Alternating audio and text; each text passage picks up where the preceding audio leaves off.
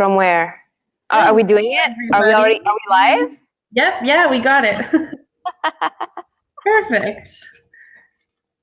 Great, yeah, so I'm just gonna double check that. All right, so thank you everyone for joining us. We are here with Natalia Oberti Noguera, who's joined us for our first LeapfroggersLIVE live session. I'm Nolwenn Delisle. I'm a member of the BRAVA team, and I'm working on the launch of Leapfrog, a book written by our CEO, Natalie Molina-Nino. Thank you for joining us, Natalie, and dealing with our little tech snafu in the beginning there. Hey everyone, I think you were introducing me, Natalia. You have so many Nats in your life, Nolwenn. Natalia, yes. Got messages I'm just gonna give you kudos that you got my two last names right. I'm so proud of you. I often tell people you can butcher my name as long as you end in an ah. That's all I ask. I am so thrilled to be the first ever guest that you have, interviewee for the hashtag LeapfroggersLIVE event. So everyone checking this out, if you have hacks, if you have questions, make sure to send them using the hashtag LeapfroggersLIVE. We'll be checking Twitter, probably Instagram, and of course Facebook. So post your questions, post your hacks so we can share them and spread the word. And I'm really excited to be supporting you. I'm so proud of your book launch. And of course, special shout out to Lila. You know, she's my favorite Molina-Nino. Great. So you are the founder and CEO of Pipeline Angels, and you are mentioned in Leapfrog hack number 42, which is build a movement and then a market. So for our viewers who aren't yet familiar with Leapfrog, which launches on the 28th, and Pipeline Angels as well, can you tell us a little bit about yourself and the work that you do? Yes, so as you mentioned, I'm the founder and CEO of Pipeline Angels. I am a cis queer Latina. My gender pronouns are she, her. And whenever people ask, like, what does Pipeline Angels do? What is that about? I often have a question right back at them, which is like, do you watch Shark Tank? Are you familiar with Shark Tank? And then, of course, a lot of people know it. Nolwenn, do you watch Shark Tank? Yes, yeah, absolutely. Yep. So I like to say there are enough white guy sharks out there investing in other white guys. I'm in the business of creating more women and femme sharks so that we can invest in each other, because the more of us that are on the investing side, the more of us that will be funded on the startup side. So that's what we're up to. Yeah, that's great. That's fantastic. I love that. And I think specifically in Build a Movement, Then a Market, your hack, you talk about and Natalie mentions your movement towards sober events and putting the safe spaces at the forefront of your decision making. So what brought that on, and what kind of made you make that decision to make your events sober? Well, you know, for us leapfroggers, I think that a lot of us would agree that a lot of hacks come because as solutions to the status quo. Oh my gosh, I love it. Let's make sure to this is like a quotation. I can already see it. I can already see it in all the branding for the book. So yeah, a lot of hacks come as a solution to status quo. And the status quo for me, they reached a tipping point. I had spoken at a conference, and just randomly the conference organizer / curator / host was like, we're going to have a drunk talk. That's what he called it. And of course, I tried each way. Like I spoke with the president of the organization who was there. There were some board members there. I spoke with the host, the curator, and I even sent like stats and a report that at the time it said something along the lines of like that when there's alcohol in the workplace, at conferences, at events, it makes particularly women feel more unsafe. And so there are all these stats, and then it was almost like people were shrugging the shrug emoji, right? Like that's they were like whatever. And I think the part that kind of like frustrated me even more was the fact that this was on the main stage. So even, there are a lot of conferences and events out there that like you have a choice of which panel to go to, right? Like at 2 p.m., you can go to the drunk talk or you can go to the not drunk talk, right? So the fact that even in terms of talking about a movement, in terms of talking about community, the fact that in order to be part of this community, in order to be part of this event on the main stage, you either had to opt in to the drunk talk or you had to opt out of the entire conference experience. And I thought that was really unfair. And what bothered me was I did all the quote unquote right things. I escalated it. I gave like stats to showcase that this was not the way to go. I spoke with several different, people on the team, and the show still happened, so about like a month after that conference, I was speaking at another conference, which actually was a phenomenal conference in Portland called DazzleCon. That one I will name because they're amazing. So check out zebrasunite.com. I think that's what their website is. And someone approached me and they were like, oh my gosh, loved your talk at PopTech. Oops, I name checked them. But like, can you believe what they did, that they had that drunk talk?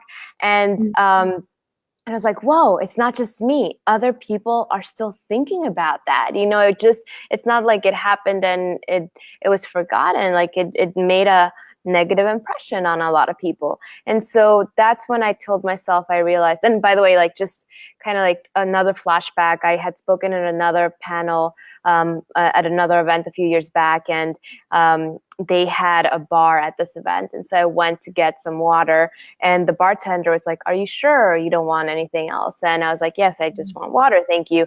And then the bartender was like, are you sure? Like several times. And I remember in the moment thinking, wow, it's easy for me to say, yes, I'm sure. Like the bartender could have asked me 10 more times and I would have said yes. However, maybe someone in recovery, it might have been a harder situation. And so with these, like layers added, I was like, well, I wasn't able to change how those events behaved in terms of their policies, in terms of their how they were doing, how they were doing it. And I was like, what I can change is what's happening at Pipeline Angels. So in some ways, I was like, we can model a different sort of culture, a different sort of behavior, a different sort of expectation in terms of what it means for business events.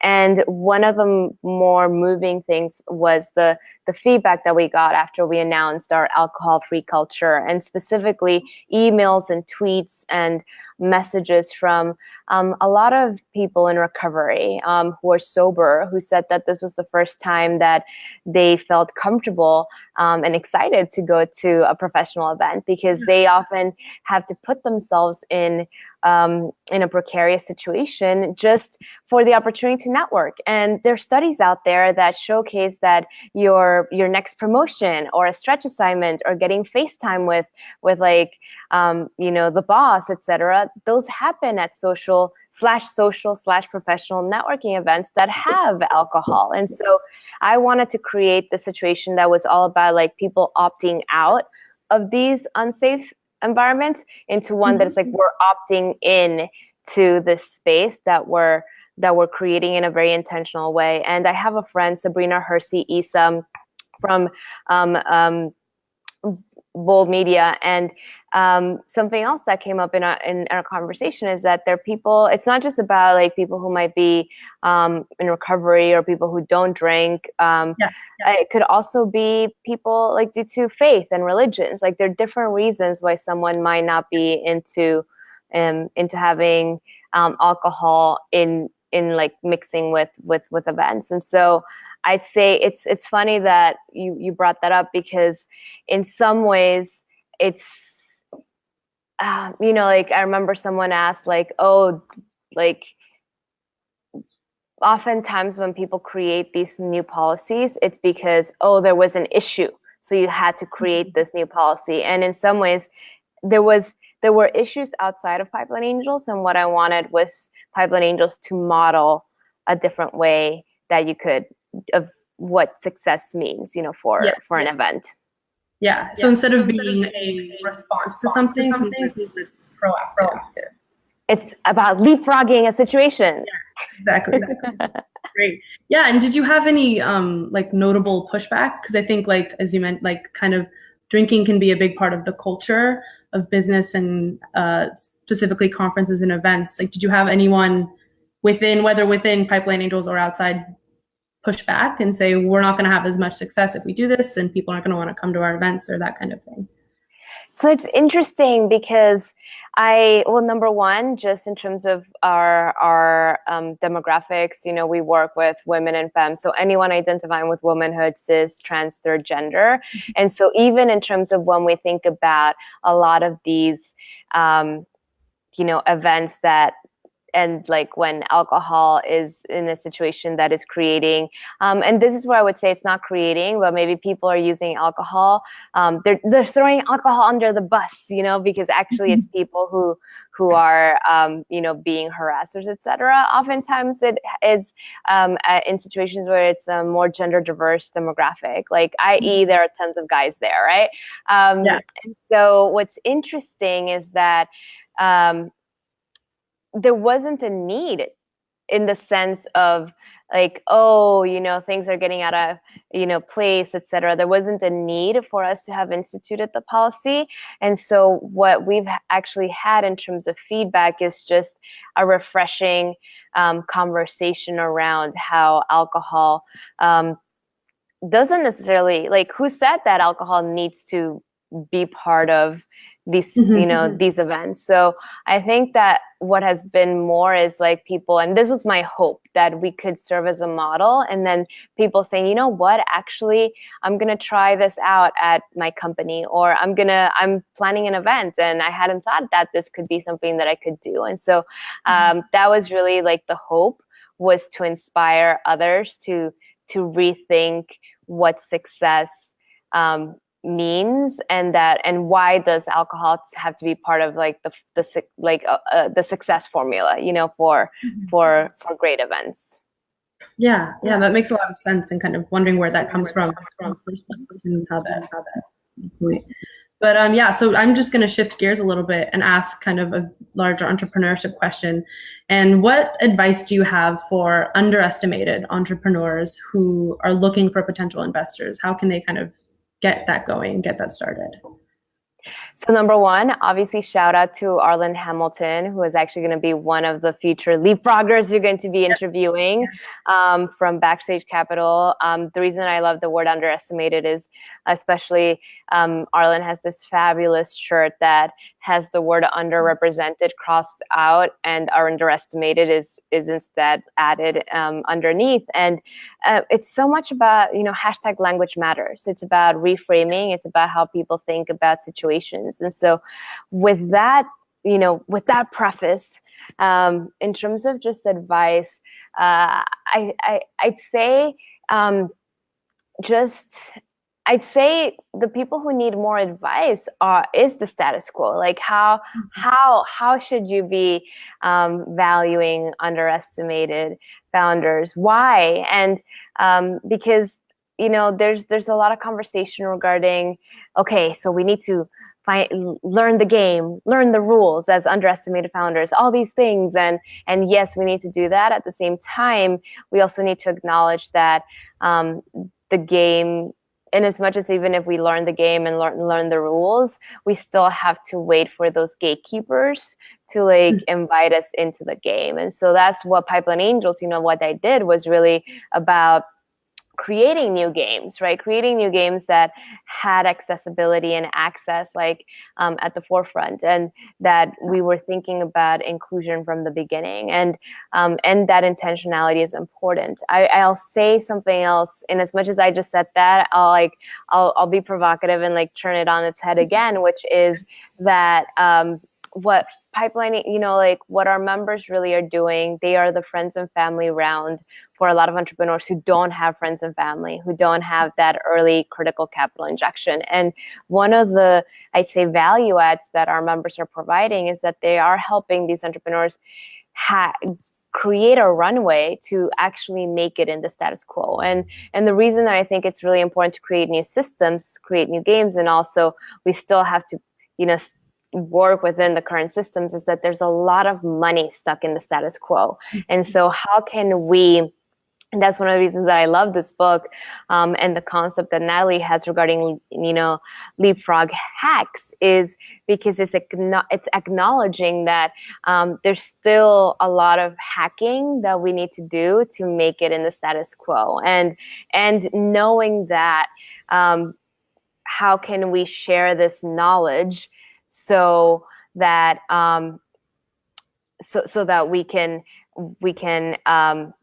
be able to get more of us to leapfrog. I'd say, like, there was just right now, like, an expletive. I was like, I got distracted because Natalie was like,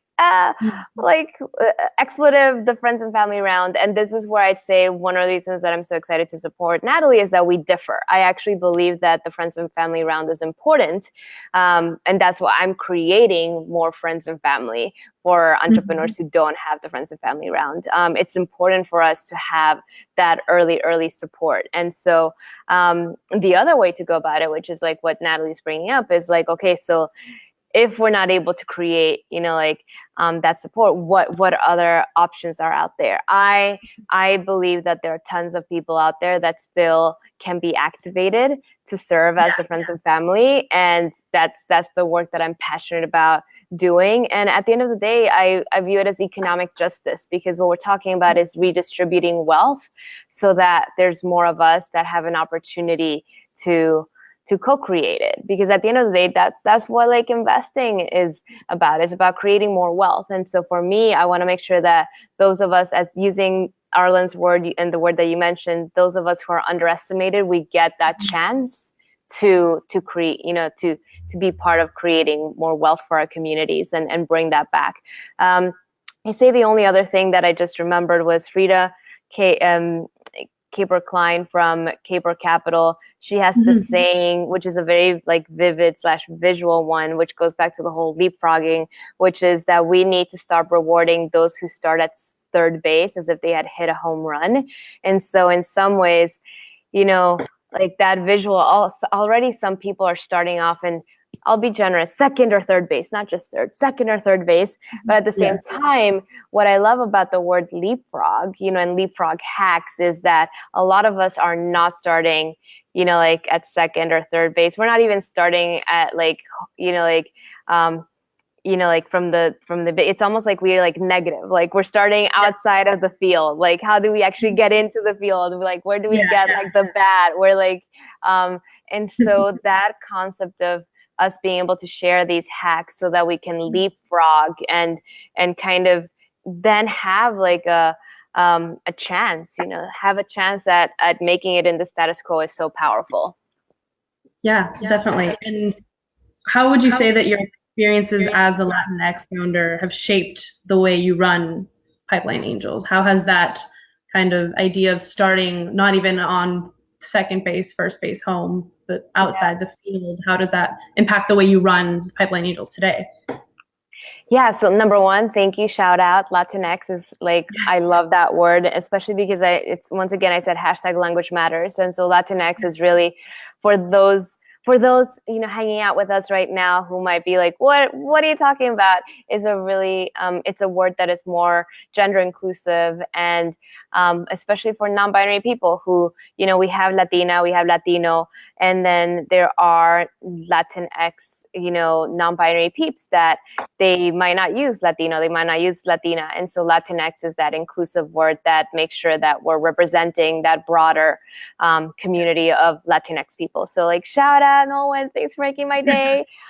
In terms of, I'd say for me, how did who I am bring me to what I'm doing? I'd say two things. The first one was, when I was growing up, I really wasn't ever introduced to someone and was told that so-and-so is a boss, so-and-so is a founder, so-and-so is an owner, so-and-so is an entrepreneur. So I didn't really have the language to know that, hey, actually, I could be an entrepreneur. Hey, actually, I could be a founder. Similarly, I will say, I didn't really meet someone. I grew up primarily in Latin America, and I didn't really ever, like, meet someone that I remember, like, and was told so-and-so is queer, so-and-so is, like, LGBTQ. And so and this is where like I make my kind of preface in terms of like, there are a lot of like conservatives out there that are like, oh my gosh, the media is making people queer. And I'm like, no, the media is helping us realize who we are,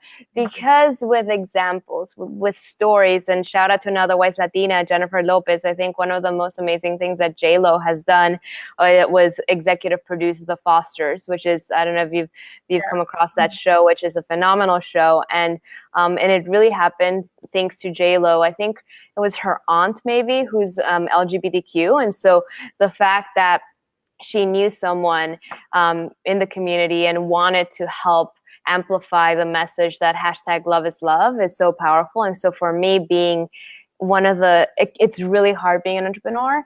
The other thing is that I get to be my own boss. I'm not afraid of getting fired. I'm not afraid of repercussions. I'm not afraid of like potentially missing out on a bonus or missing out on a stretch assignment or missing out on a promotion for who I am, for being who I am. And so I want to leverage that, in some ways, that privilege of being my own boss, to be out, to be proud, to be vocal, so that I can help create a culture where other people who maybe aren't entrepreneurs, who are, professionals in the corporate world, that they get to be who they are without concerns. Still in the US, it's 2018, and there's certain US states that are working to bar LGBTQ couples, from, I think it was in Texas, from being able to adopt kids. And, this is where like people are like, Natalia, we were talking about like fundraising and capital and founders, why you're bringing this up. And it's because it's interlinked. The political is personal, the personal is business, the business is political. And so with that in mind, kind of like full circle to your question, these are two parts, like not realizing that I could be a founder, and not realizing that I was LGBTQ sooner in my journey. And I'm actually wearing a shirt. Let me know if like you can read it. It says, there you go.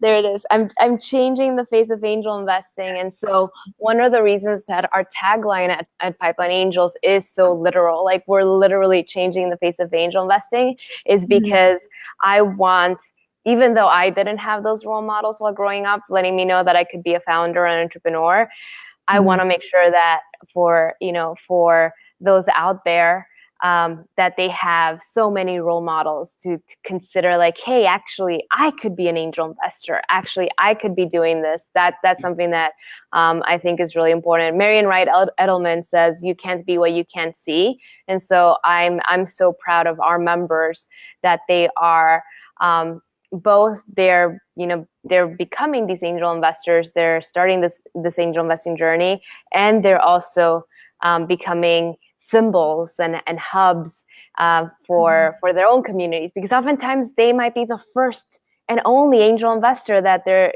in their community that someone might know. And of course there are some business models that might not be a good fit for angel or VC funding. And there are some that are scalable and that entrepreneur might not realize that a way that they could help grow their businesses is by getting angel or VC funding, which is by now knowing someone in their network that is an angel investor, that's opening up the opportunities for them. Mm-hmm. Yeah. And how, like you had mentioned, kind of the status quo and working in that, but also challenging it.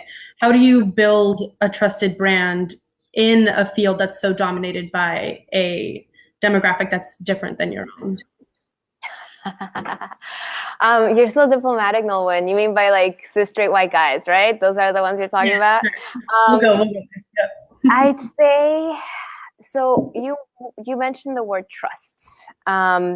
Yeah. It's interesting to think about trust in that context. I'd say I'll take a step back and I'll say, why is it that the alternative is the one that needs to, build trust for in some ways? I'd say like the status quo has lost lost a lot of trust. Like, there's like hashtag Me Too that also happened in Silicon Valley, and one of the reasons that that's happening is because even when we talk about venture capital, I'd say, especially for those first timers, they are very similar to an entrepreneur, because what do first time VCs have to do? They have to raise their, first fund. They have to, guess what? They have to have a friends and family round, oftentimes, helping them build that first fund. And who tends to have the friends and family, to raise their first fund? It tends to be generally like white guys. And who tends to be those friends and family that are investing in those white guys? It tends to be other white guys. And so for me, even as I'm talking about changing the face of angel investing, now we have over 300 members who have invested over $5 million in over 50 portfolio companies, which I'm so proud of. Over 20% of Pipeline Angels portfolio companies have a Black woman founder. Over 12% have a Latina, a hashtag Wise Latina founder. Over 26% have an LGBTQ founder. And I want to say it's like over 44% have a founder that's 40 years and older, which also ageism is an issue.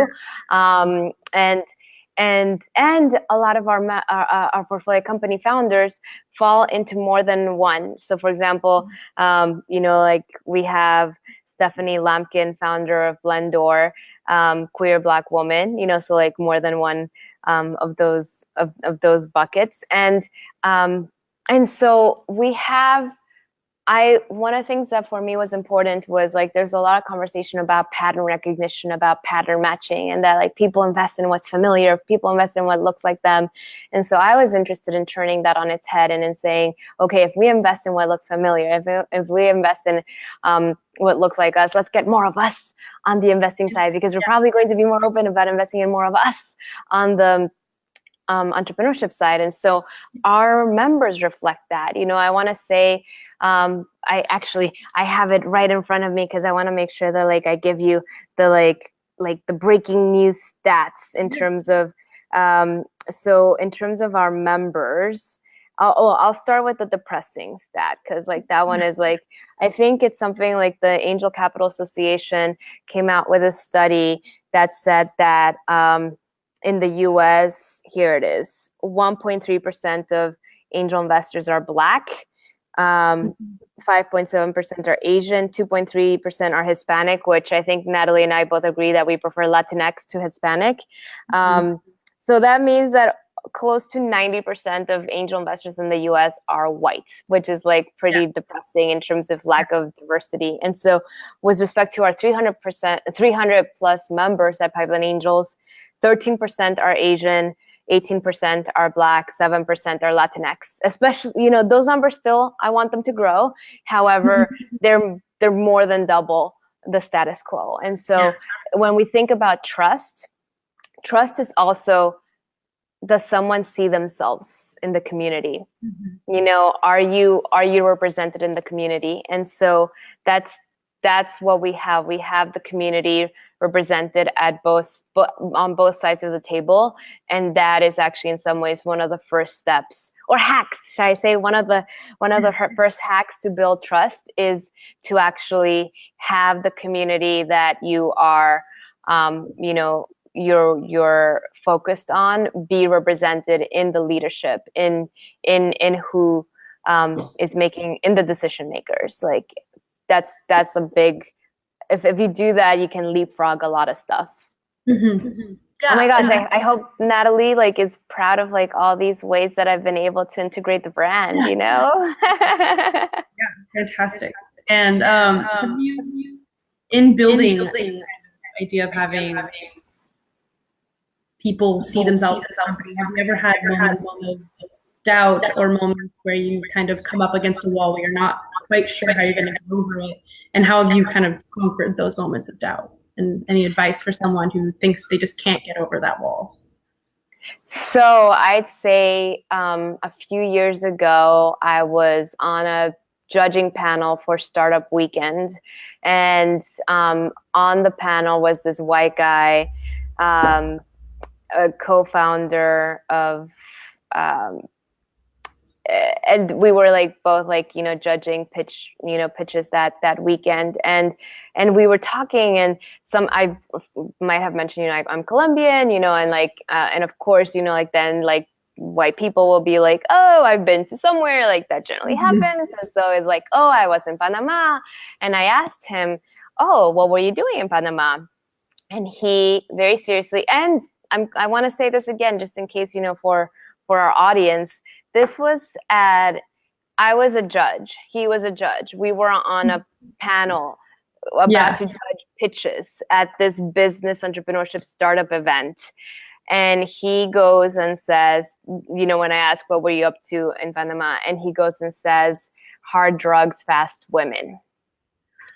And I remember being like, and this is, and Natalie will tell you this is true, like, it's very hard for me to be speechless. Like, I'm a Leo. However, I was so shocked, Nolwenn. I was like, I was not expecting, like, one shouldn't ever expect to deal with that. However, like, there's certain, you know, scenarios where like, oh, maybe 0.1% chance that it's going to happen in this scenario, but like what here? Yeah. And so I remember like, I was like, I didn't have like a fast reply. And then a few years later, I read Shonda Rhimes' book, The Year of Yes. And in it, I want to say it was either there or I had the opportunity to, you know, like check one of her speaking events, you know, around the book launch for The Year of Yes. And she said something along the lines of like, not appropriate. You know, like, and that hack, and I'm going to say that, like, that hack of knowing I don't need to say more, I don't need to say less.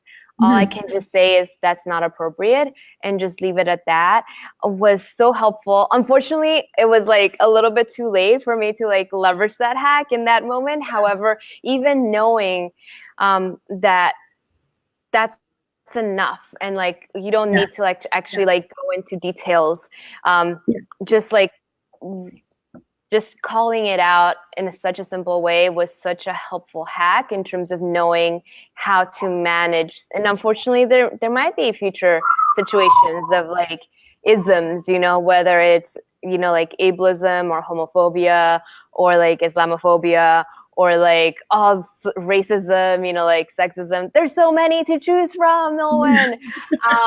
And just knowing that like there's a simple way, and obviously this is like safety is important, right? Like if someone feels safe to speak up, to leverage that. I think, and I'm gonna like, let me do this very quickly. Brittany Packnett has started this very cool hashtag, or at least I saw it from Brittany's. Let me just see, Brittany Packnett, and I think it's called hashtag Pass the Privilege. And I think here it is.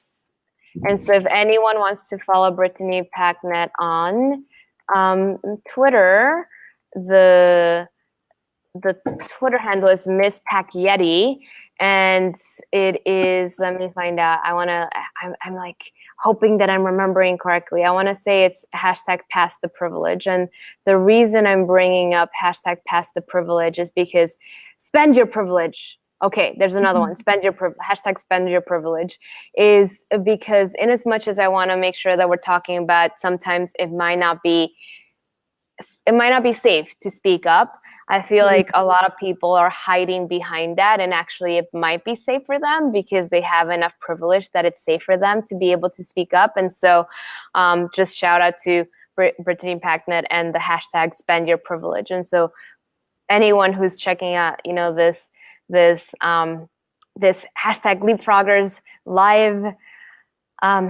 series, you know, think about leapfrogging and hacking, also not just in terms of like what you can do, how you can leapfrog your own business, or like how you can hack your own startup. How can you also leapfrog and hack society, you know, like to help more people be able to leapfrog and hack the status quo.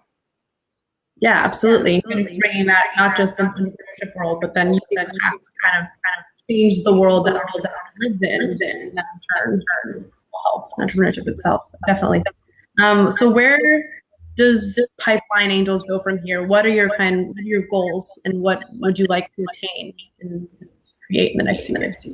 That's a huge question. I say one of the first things is that we have 50 plus portfolio companies.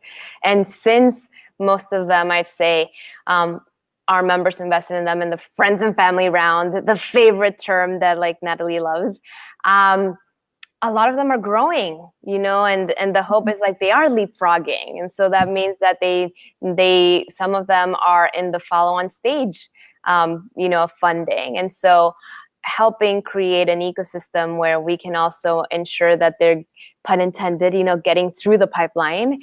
And also a huge thing that I often remind people is that I want to make sure that we're not perpetuating systems that we're aiming to disrupt. And what I mean by that is who are the white guys of women's networks? White women, you know? And so I don't think that the answer is getting more white women to invest only in more white women, you know? So how can we make sure that we are being broad, we're being inclusive, and by getting more people to become investors, it also translates into more people getting funding.